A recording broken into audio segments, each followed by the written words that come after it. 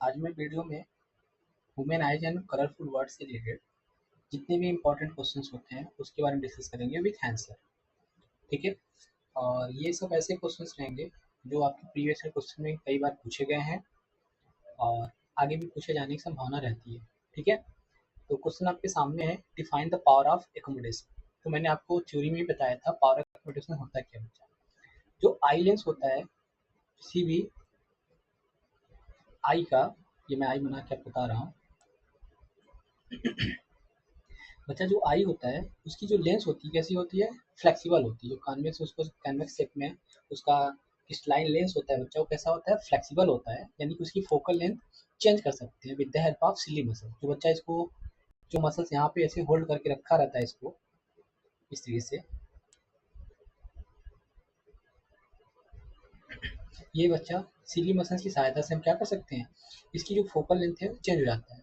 यानी कि ability to change the focal length of the convex lens with the help of ciliary muscles is known as what, accommodation power, या फिर इसको हम बोलते बच्चे क्या, पावर ऑफ एकोमोडेशन। यही आपके अगर नोट्स में लिखना है, इसका आंसर कैसे लिखोगे आप, the ability of eye lens to change its focal length and focus on the things that are close to और far from the retina is known what, accommodation power, या इसी को बोलते हैं बच्चा सिंपली क्या, पावर ऑफ एकोमोडेशन। ठीक है।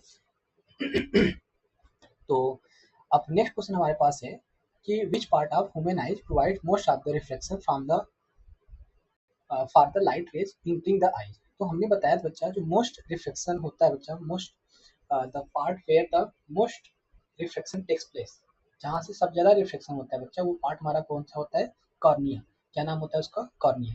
जो ऐसे उभरा हुआ पार्ट आपने देखा ना, यहाँ पे बनाया हूँ मैं, ये यही बच्चा क्या होता है, कॉर्निया होता है। जो आपको ट्रांसपेरेंट की तरह, झिल्ली तरह, खिड़की की तरह दिखता है आपकी आंखों में। बाकी यहाँ पे जो व्हाइट वाला पार्ट होता है बच्चा, उसको स्क्लेरा बोलते हैं। उसको हम क्या बोलते हैं, स्क्लेरा बोलते हैं या स्क्लेरेटिक लेयर बोलते हैं। ठीक है। जो ओपेक होता है, व्हाइट कलर आपकी आंखों में दिखता है ना किनारे किनारे पे, उसको क्या बोलते हैं, स्क्लेरा बोलते हैं, स्क्लेरेटिक लेयर बोलते हैं। अच्छा, ये जो क्वेश्चन कह रहा है, इसे वन लाइन क्वेश्चन में रहता है बच्चा ऐसे क्वेश्चन कि जो मोस्ट रिफ्लेक्शन होगा, most of the reflection of the light rays entering the eyes, वो कहाँ पे होता है, आंसर इसका क्या लिखोगे, आंसर में क्या लिखोगे, कॉर्निया। आंसर में क्या लिखोगे बच्चा, cornea. Cornea and aqueous humour भी लिख सकते हो आंसर में, कॉर्निया। लेकिन मोस्ट ऑफ द रिफ्लेक्शन बच्चा कहाँ पे होता है, आपके कॉर्निया पे होता है। इसका आंसर यहाँ पे लिखना चाहते हो आंसर अपने नोट्स में, कैसे लिखोगे देखो।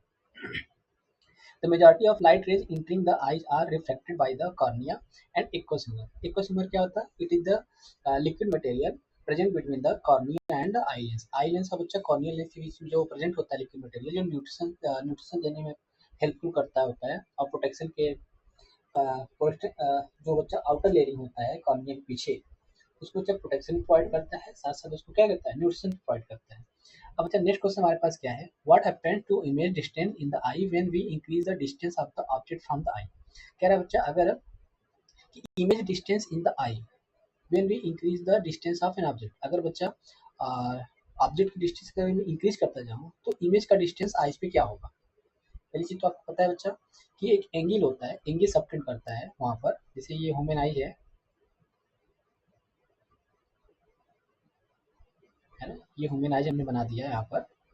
अगर बच्चा यहाँ पे कोई ऑब्जेक्ट रखा हुआ है कुछ इस तरीके से, कोई ऑब्जेक्ट यहाँ पे ऐसे रखा हुआ है ना, ऑब्जेक्ट को अगर मैं यहाँ पे रख दूँ, उस केस में उस केस में जो इमेज बनेगा क्या होगा, अगर यहाँ पे रख दूँ उस केस में इमेज बनेगा तो क्या होगा, इस केस में यहाँ पे बने क्या होगा। तो वही कह रहा है, image what happen to the image distance in the eye when we increase the distance of an object from the eye. तो इमेज डिस्टेंस स्टे कांस्टेंट। तो इमेज डिस्टेंस का बच्चा क्या होगा, कांस्टेंट रहेगा। while an object distance from the eye increases and the image is produced on the retina of the eye। यानी कि बच्चा हर केस में चाहे मैं डिस्टेंस कहीं भी रख दूँ इसका ऑब्जेक्ट को, यहाँ यहाँ कहीं भी रख दूँ, उस केस में बच्चा ऑब्जेक्ट पे जो इमेज बनेगी इस पूरे ऑब्जेक्ट की, ये नॉर्मल आइज की बात हो रही है, हेल्दी आई की बात हो रही है। ठीक है। कोई डिफेक्ट नहीं रहेगा तब की बात हो रही है।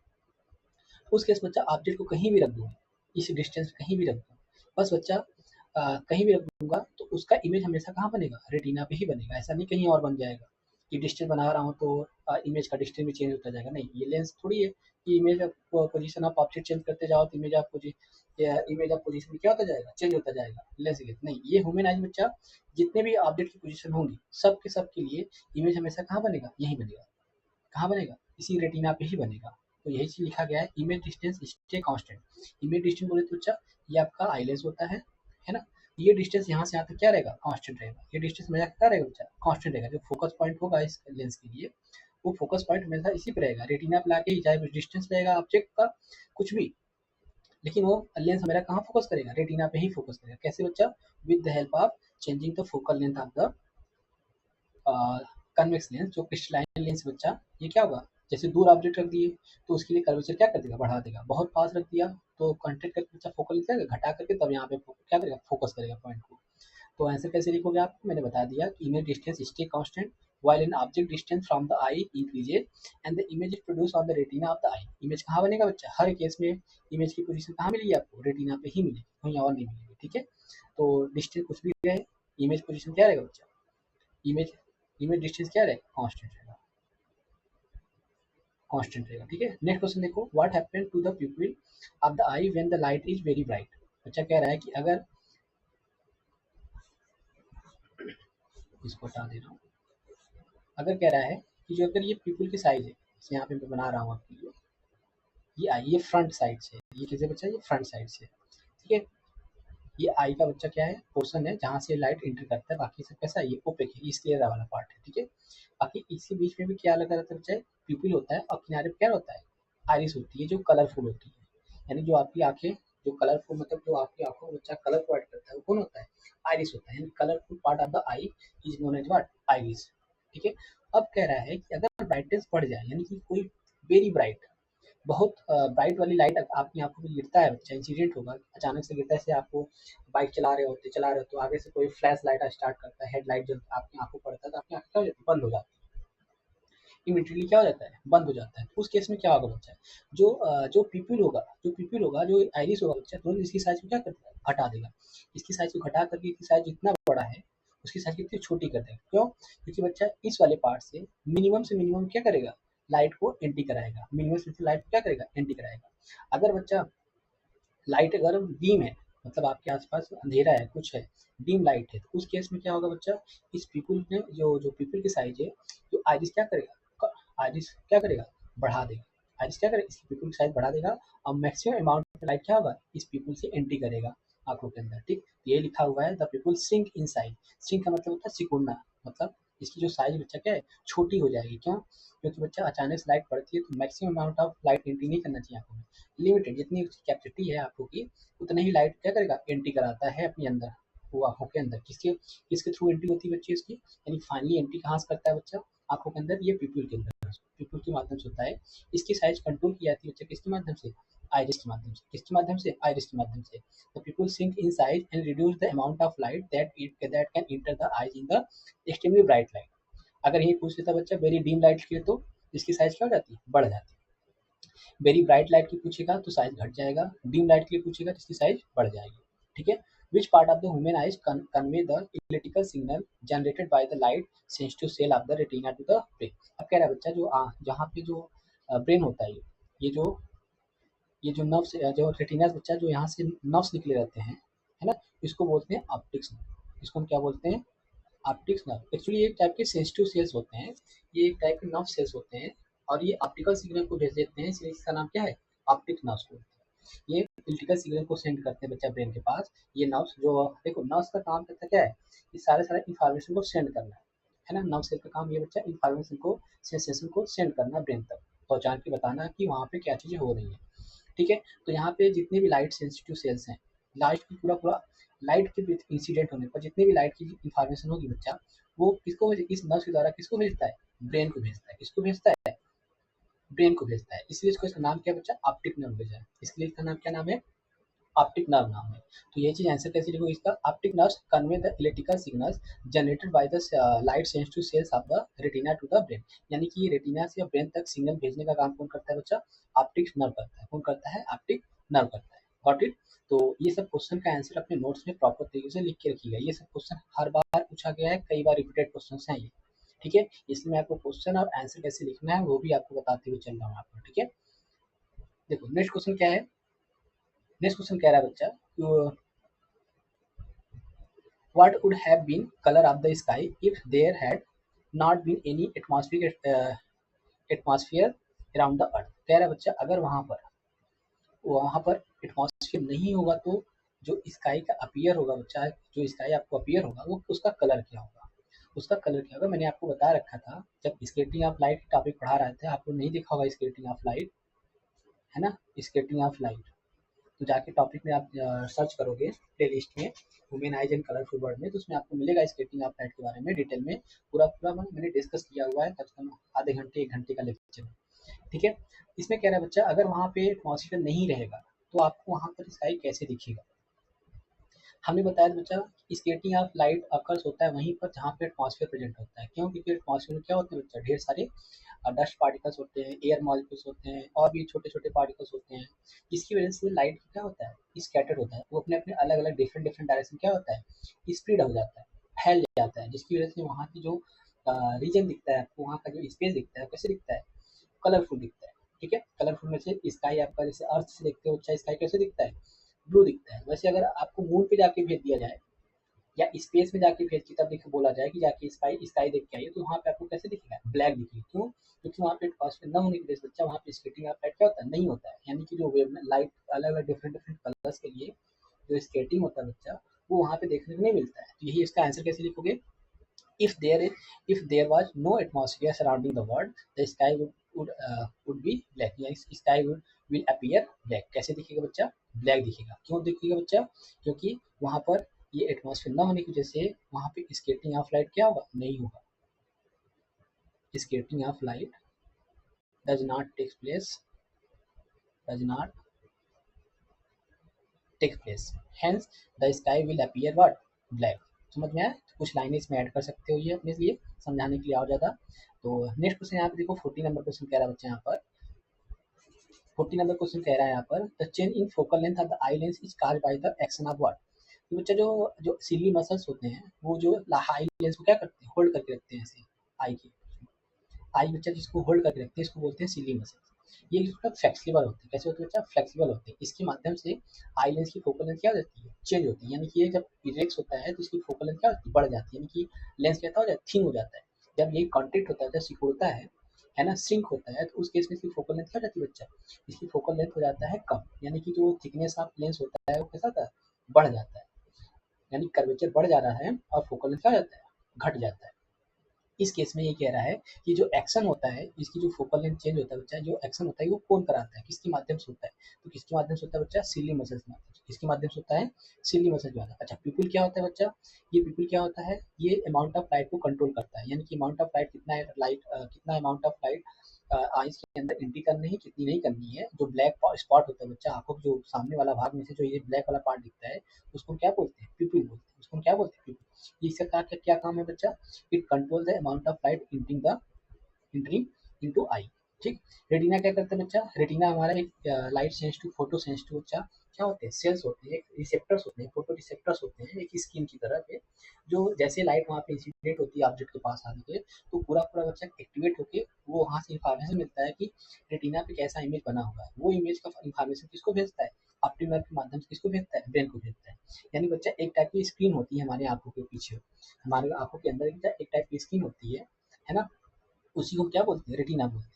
आइरिस क्या होता है बच्चा, आइरिस क्या होता है, it provide the colour to our eyes. जितना भी हमारी हमारी आंखें बच्चा उसको कलर देने का काम कौन करता है, ये आइरिस करता है। दूसरा इसका क्या काम है बच्चा, it control the size of people. जो पीपल की साइज बच्चा उसको कम ज्यादा करने का काम कौन करता है, यानी शटर का काम कौन करता है पीपल के लिए, आइरिस करता है। बात समझ में आया? यानी कि एक टाइप से कह सकते हैं बच्चा, it also control the amount of light entering into the pupil की बच्चा इंटर करने से पहले, जहाँ इंटर होने के बाद जितना भी लाइट कितना जाना है कितना नहीं जाना है, पूरा पूरा कहाँ से कंट्रोलिंग होगी, कहाँ से अमाउंट ऑफ लाइट को कंट्रोल करेगा बच्चा, यही आइरिस क्या करता है, ये इसकी पीपल की साइज घटा देता है बढ़ा देता है। जब आपको ज़्यादा लाइट आ रही होती है आंखों पे तो घटा देता है, कम लाइट आ रही होती है आपकी आंखों पे तो बढ़ा देता है। ठीक है, तो इसके बारे में मैंने डिस्कस कर लिया यहाँ पर। अब नेक्स्ट क्वेश्चन देख लो, नेक्स्ट क्वेश्चन देखो क्या है, for dispersion of light through a prism which colour has maximum deviation. हमने बताया बच्चा which colour has maximum deviation, हमने बताया था डेविएशन केस में बताया था बच्चा, जब आपने यहाँ पे प्रिज्म बनाओगे, ये मैं प्रिज्म बना के बता रहा हूँ आपको, जैसे ये प्रिज्म है, ठीक। तो जब इसमें व्हाइट लाइट इंसिडेंट होता है जब बच्चा इसमें व्हाइट लाइट क्या होता है, इंसिडेंट होता है, तो white light split into its constituent colour. कैसे बच्चा, हमने यहाँ पे बताया था, जो रेड कलर होता है उसके लिए रिफ्लेक्टिव क्या होता है, कम होता है, और कम होकर बच्चा कम डेविएशन होता है। रिफ्लेक्टिव कम है तो स्पीड ज़्यादा है, स्पीड ज़्यादा है तो वहाँ पे डेविएशन क्या होगा बच्चा, कम होगा। अब इस केस में, दूसरे केस में जो वायलेट लाइट है, जो वायलेट लाइट बच्चा उसके लिए क्या है, उसका डेविएशन ज़्यादा होगा। क्यों? क्योंकि वायलेट लाइट के लिए रिफ्लेक्टिव क्या होता है, ज़्यादा होता है और स्पीड कम हो जाती है, जिसकी वजह से इसका डेविएशन क्या हो जाता है, ज़्यादा हो जाता है। जब इसी को मैं बैकवर्ड डायरेक्शन में बढ़ाता हूँ बच्चा इस चीज़ के, है ना, ये तो डेविएशन जो हम यहाँ पे देखते हैं, ये डेविएशन, इसको डेल्टा, इसको एंगुलर डेविएशन बोलते हैं बच्चा। ये तो आप देख रहे हो, इसको इसको आर बोल रहा हूँ, इसको भी बोल रहा हूँ, किसके लिए आपको ज़्यादा मिल दिख रहा है, ये delta V greater than delta R है, यानी डेविएशन किसके लिए ज़्यादा होता है बच्चा, फॉर द वायलेट कलर के लिए। तो आंसर कैसे लिखोगे इसका, the largest divergence in light dispersion through a prism is what, violet. यानी कि यहाँ पे सिंपल लैंग्वेज लिख सकते हो कि the violet colour of light will get deflected या विल गेट डेविएटेड मोर। क्या होगा बच्चा, जो वायलेट कलर की लाइट का डेविएशन ज़्यादा होगा। ठीक है, नेक्स्ट क्वेश्चन देखो, what is the least distance of distinct vision of a normal human eyes. बच्चा नॉर्मल ह्यूमन आइज के लिए, मतलब हेल्दी आइज के लिए, जो least distance of distinct vision है, मतलब कहने का मतलब नियर पॉइंट की बात हो रही है। किस बात की हो रही है बच्चा, नियर पॉइंट कितना होता है, 25 सेंटीमीटर होता है, जिसको मैं कई बार आपको बता चुका हूँ। ये बच्चा वो डिस्टेंस है, ये वो डिस्टेंस है आंखों के पास, जिससे कम आने पर, यानी कि अगर 25 सेंटीमीटर से कम रख दूंगा ऑब्जेक्ट को, तो हमारी आंखों को बच्चा, हमारी रेटिना पे स्पष्ट इमेज नहीं बनेगा, मतलब क्लियर इमेज नहीं बनेगी। तो ये वो मिनिमम डिस्टेंस है आंखों के पास, वो मिनिमम डिस्टेंस है जहाँ पे अच्छा ऑब्जेक्ट को रख दो तो हमारी आंखें स्पष्ट रूप से उसको देख पाती हैं। और रही बात बच्चा, अगर एक बोले तो फार पॉइंट के लिए कितना हो सकता है, मतलब 25 से कितना दूर ज़्यादा रख सकते हैं कि हमारी आंखें देख पाएंगी आसानी से और इजीली रिलैक्स आई से कैसे देख पाएंगे, तो इन्फिनिटी होता है बच्चा। एंड फार पॉइंट की बात आएगी तो क्या लिखोगे यहाँ पर, फार पॉइंट की बात आएगी तो इन्फिनिटी लिखोगे, नियर पॉइंट की बात आएगी या इसी को बोलते हैं बच्चा एटलीस्ट ऑफ डिस्टिंक्ट विजन की बात आएगी तो 25 सेंटीमीटर। फिर नेक्स्ट क्वेश्चन देखो क्या कह रहा है, name the muscles responsible for bringing change in the focal length of the eyelids. अभी अभी मैंने डिस्कस किया हुआ है पीछे, तो बच्चा ये क्या होता है, ये सिली मसल्स होता है। Ciliary muscles are responsible for the bringing change in the focal length of the eyelids. तो इसको हमने कई बार डिस्कस किया हुआ है, आई होप आपको समझ में आ रहा है ये चीजें। फिर कह रहा है बच्चा, name one defect of vision which can not be corrected by any type of spectral lens. कह रहा है ऐसा कौन सा लेंस, ऐसा कौन सा डिफेक्ट है। मैंने पहला लेक्चर हमने डिस्कस किया था, जब डिफेक्ट के बारे में डिस्कस कर रहा था, तो पहला डिफेक्ट मैंने कैटरेक्ट के बारे में डिस्कस किया था। ये कैटरेक्ट क्या होता है बच्चा, ये the person suffering from the cataract, जो जो आई लेंस होता है वो मिल्की या फिर क्लाउडी हो जाता है। व्हाइट कलर का बच्चा क्या होता है, उसमें लेयरिंग हो जाता है, यानी मिल्की हो जाता है आई लेंस, जिसकी वजह से लाइट प्रॉपर तरीके से उसमें से एंट्री नहीं कर पाती है। और जब एंट्री नहीं कर पाती है तो रेटिना पे जो लाइट पहुंचनी चाहिए थी वो पहुंच नहीं पाती, जिसकी वजह से बच्चा इमेज बहुत ब्लर दिखता है या बिल्कुल दिखता ही नहीं, है ना। तो उसी को बोलते हैं कैटरैक्ट। उसकी उसका फिर हमने बताया बच्चा कि इसका जो करेक्शन किया जाता है, बाय द सर्जरी किया जाता है। इसमें कोई किसी प्रकार का लेंस काम नहीं आता। यहाँ पे बच्चा इसको किस तरीके से रिमूव किया जाता है, with the help of surgery, यानी कि बच्चा मेडिकल सर्जरी द्वारा इसको क्या किया जाता है, हटाया जाता है। बाकी के लेंस डिफेक्ट के बारे में हमने डिस्कस किया था, जैसे मायोपिया हो गया था, हाइपरमेट्रोपिया था, प्रेस बायोपिया होता, उस सब में क्या था बच्चा, उस विशेष टाइप का मैं लेंस यूज करके उसको डिफेक्ट को दूर कर रहा था। ठीक है, लेकिन इस टाइप के डिफेक्ट में हम किसी प्रकार का लेंस यूज नहीं करते हैं। केवल बच्चा इसका रिड्यूस कैसे किए जाते हैं, इसको कैसे हटाया जाता है, कैसे खत्म किया जाता है बच्चा, with the help of surgery, यानी कि मेडिकल सर्जरी के माध्यम से ही इसको हटाया जा सकता है। ऐसे कोई चश्मा पहना के, कोई स्पेक्टिकल पहना के बच्चा इसको रिमूव नहीं किया जा सकता है। तो आंसर कैसे लिखोगे आप, अ कैटरेक्ट या clouding of lens in the eyes is a visual impairment that is not treatable with any kinds of contact lens, यानी किसी प्रकार का बच्चा कॉन्टेक्ट लेंस पहना के उसको क्या कर सकते हैं, रिमूव नहीं कर सकते। समझ में आ गया, आई होप आपको समझ में आएगा इसे। अगर आपको ये एक लाइन नहीं समझ में आएगा तो आप जाके वीडियो सर्च करोगे लिस्ट में, कैटरेक्ट के बारे में अच्छे से मैंने डिस्कस किया है वहाँ पे डिटेल में, कैसे इसका सर्जरी होता है, मैंने 3D पूरा वीडियो दिखाकर वहाँ पे डिस्कस किया हुआ है। फिर देखो नेक्स्ट क्वेश्चन क्या रहा बच्चा है, state one effect produce by skating of light by atmosphere. कह रहा है बच्चा कोई एक ऐसा इफेक्ट बताइए, skating of light by the atmosphere, जो एटमॉस्फेयर तरह क्या हो, दिखता हो। पहला आपको क्या है, टिंडल इफेक्ट हमने बताया था, है ना। टिंडल इफेक्ट के बारे में मैंने बताया था कि when the scattering of light takes place due to the colloidal solution या तो due to the colloidal particle of the solution is known as what, is Tyndall effect. यानी बच्चा अगर वही टिंडल इफेक्ट में canopy of the what, forest हमने बताया था, दिखाया था आपको फिगर में, हमने आपको दिखाया भी था फिगर में कैनोपी ऑफ द फॉरेस्ट। मैं आपको फिर से दिखा रहा हूँ।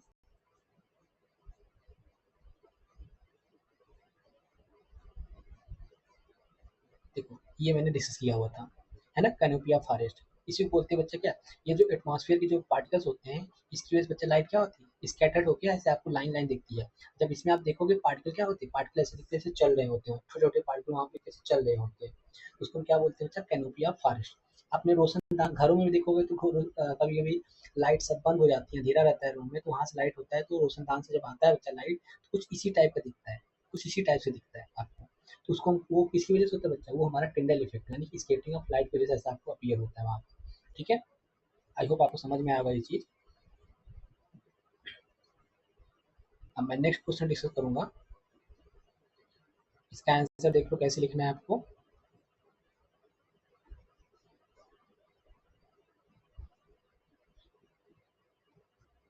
इसका आंसर कैसे लिखो बच्चा,